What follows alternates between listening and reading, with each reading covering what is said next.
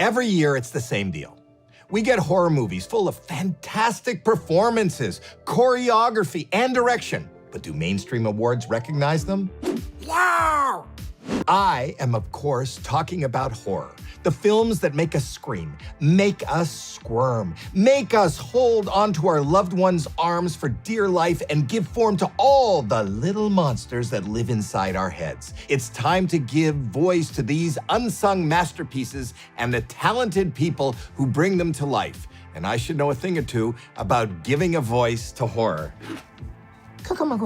Enjoy the 2024 Dead Meat Horror Awards.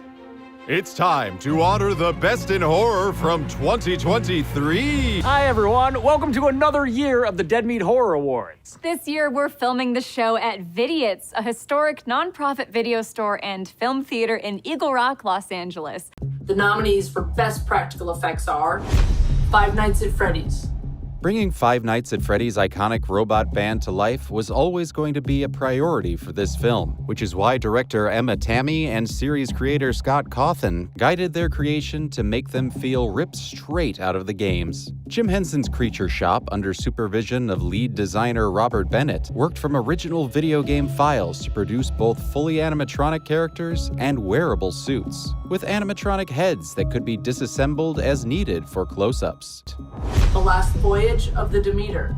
Director Andre Øvredal wanted to give the most famous vampire in history a makeover. I wanted our Dracula to feel different, more animalistic, more feral, like an addict. To create a Dracula that stood out amongst the countless interpretations, Lundstrom puzzled together elements that don't typically mesh, such as the permanent smile, lack of eyelids, and bat-like features. Famed creature performer Javier Botet spent 5 hours in the makeup chair every morning to undergo the transformation.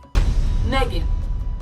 Despite its high-tech story, Megan's filmmakers relied on old-school techniques, like hiding puppeteers instead of digitally erasing them. In every shot where there is the Megan puppet, I'm actually either below frame or directly behind her. You can't see me, but I'm actually there with the puppet. On set, the married couple helped operate Megan's animatronic face, which had 3 different remote controls to individually move her eyebrows, eyes, eyelids, jaw, and lips. Saw X. For the return of John Kramer, production designer Anthony Stabley based the traps on the simpler designs of the first 2 films. Stabley then built the traps on location with a local Mexico City crew. Once you get into a trap, you're dealing with special effects, prosthetics, VFX, production design, lighting ultimately, and cinematography, and all of those elements have to, come together. As for the victims, Fractured FX fabricated all the prosthetics, from fake limbs to entire bodies. Thanksgiving. Practical effects were so fundamental to Thanksgiving that director Eli Roth had group meetings with the production design, effects, costume, hair, makeup, and art departments specifically to plan the kills. To create the various bodies and their parts, makeup effects designer Adrian Moreau, makeup effects producer Kathy C., and prosthetic makeup designer Steve Newbern worked from 3D scans of the actors. When Evil Lurks. For When Evil Lurks, director Demian Rugna reunited with special effects artist Marcos Berta after working with him in 2017's Terrified. Rugna estimates that 80% of the film's effects are entirely practical, from prosthetic bodies to puppeteered goats. To conceive that, it's a lot of work in the previous. A lot of work to make the puppets, make 2 realistic puppets. A rotten character who kicks off the possession pandemic, Berta designed an oversized puppet that required 4 performers controlling it from the inside. They moved him with pipes while simultaneously pumping out liquids to create his decaying appearance. And the prime rib for Best Practical Effects goes to When Evil Lurks. Congratulations to the crew of When Evil Lurks for providing us with the kind of mayhem we truly have never seen. Congratulations to When Evil Lurks. This was one of our closest categories in terms of votes, but in the end, Evil won out this time.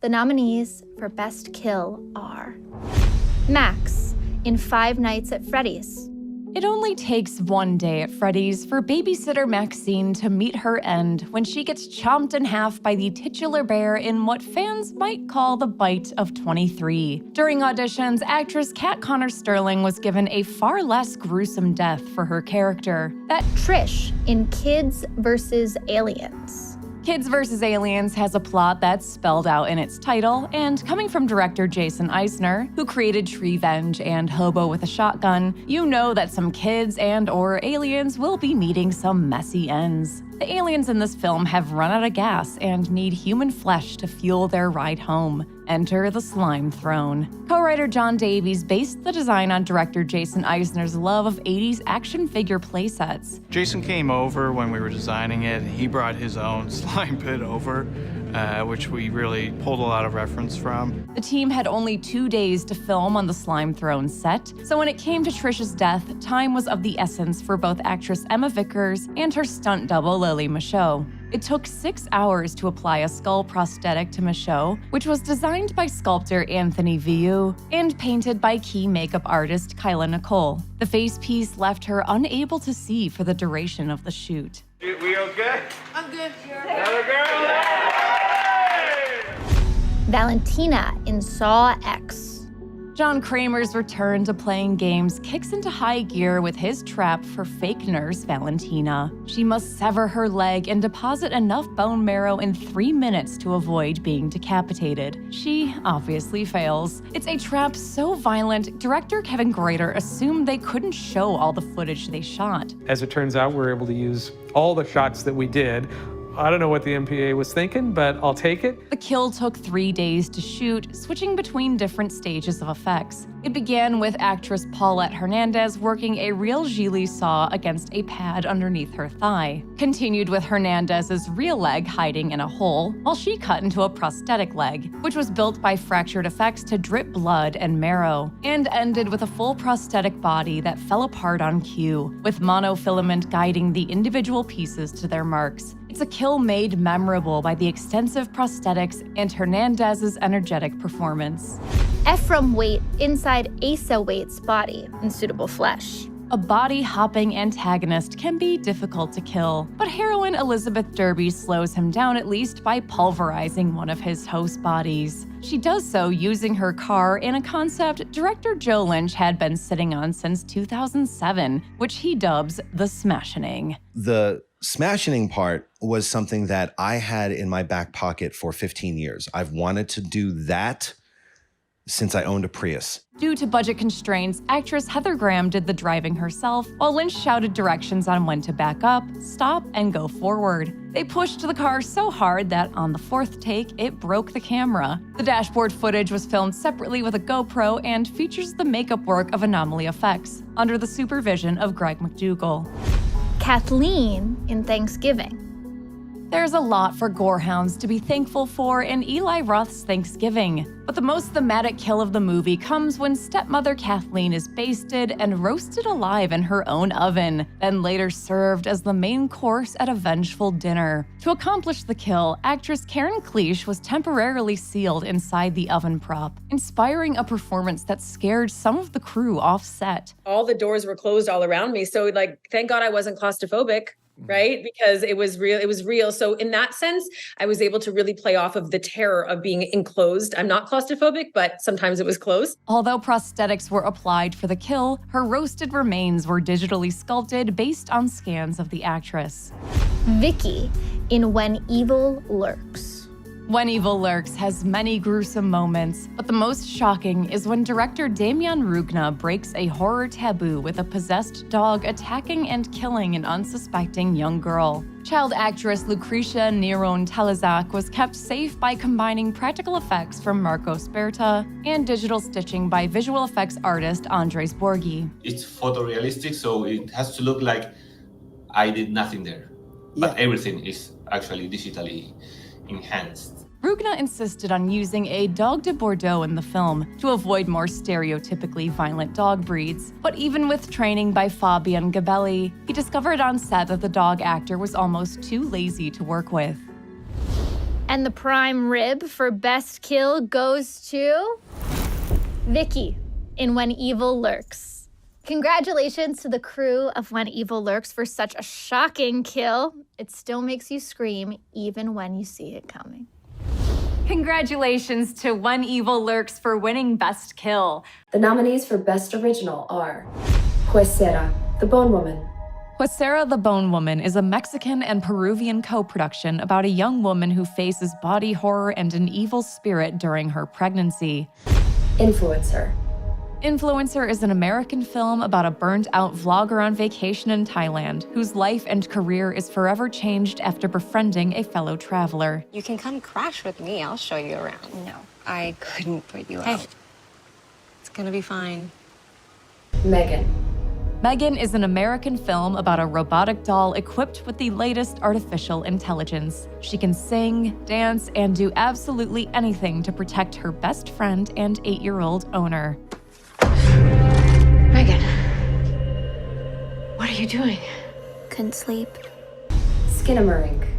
Skinamarink is a Canadian film in the vein of analog horror, just as much a lo-fi formal experiment as it is a movie. 2 young children become trapped home alone with an unseen entity in a house with no windows, doors, or consistent laws of physics. Talk to Me.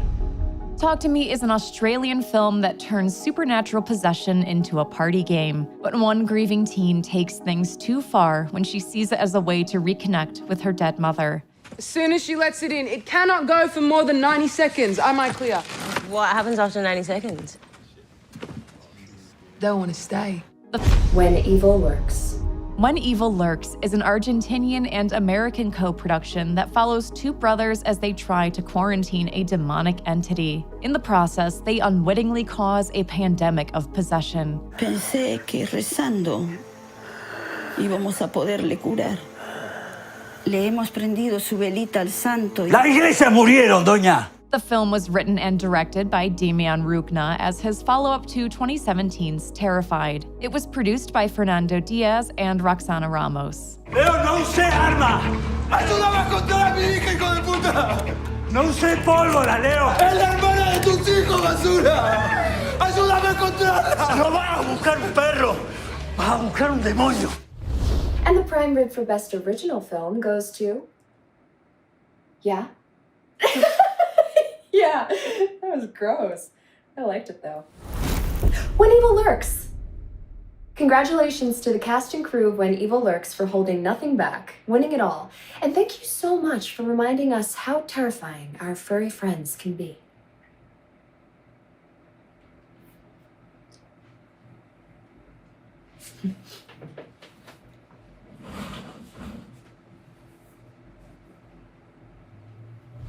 Congratulations to When Evil Lurks, completing its sweep tonight. It won all 4 categories in which it was nominated. Highly impressive and well-deserved. And so, the nominees for Best Director are Michelle Garza-Cervera for Huesera, The Bone Woman. Cervera and DP Noor Rubio Sherwell created a visual language to express the confinement of Valeria's domestic world. It was colorful and harmonious, but at the same time terrifying. Lee Cronin for Evil Dead Rise. When creating Evil Dead Rise, Lee Cronin sought to bring a new element to the beloved series, heart. To do that, he created a family as its central characters, but made sure not to sacrifice the franchise's trademark chaotic violence. To me, it was the energy, the scare factor, and the entertainment, and that was the thing I wanted to carry to Evil Dead Rise. Brian Duffield for No One Will Save You. With a movie that features only 5 words of spoken dialogue, getting the right performance out of his lead was key for Brian Duffield. He credits Caitlin Dever for the success, but he was still responsible for making sure the audience felt side by side with her wordless character Bryn throughout the action of the film. Figuring out how to make it relentless, that you were really holding Caitlin's hand in the movie and not just watching this thing bounce around on screen. Developing the movie's grays was more complex. Gerard Johnston for Megan. Directing the first breakout horror movie of 2023 was a surprisingly personal experience for Gerard Johnstone, who had recently become a new father. Watching how we were so easily just relying on devices to occupy our kids' time or to educate them, it was really That to me was horrific. It's part of the reason Jon Stone, who considers himself more a director of comedy than horror, wanted to bring his comedic edge to the project. Danny and Michael Filippo for Talk to Me.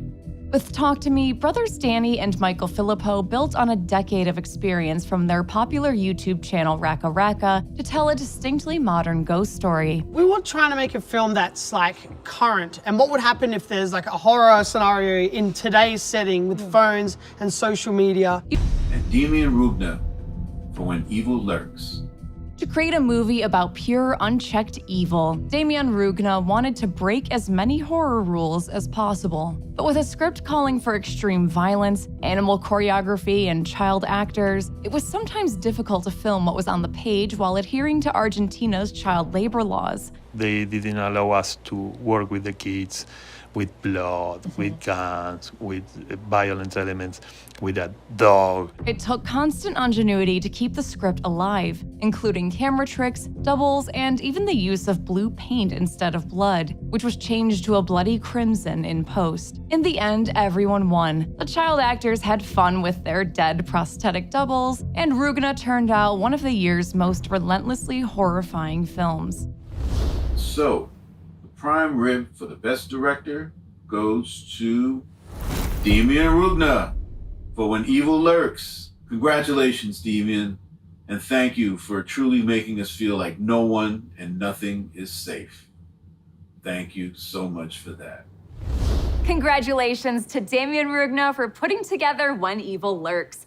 He's made plenty of features before, but this feels like a breakout film, and I'm excited to see what he has in store for us next.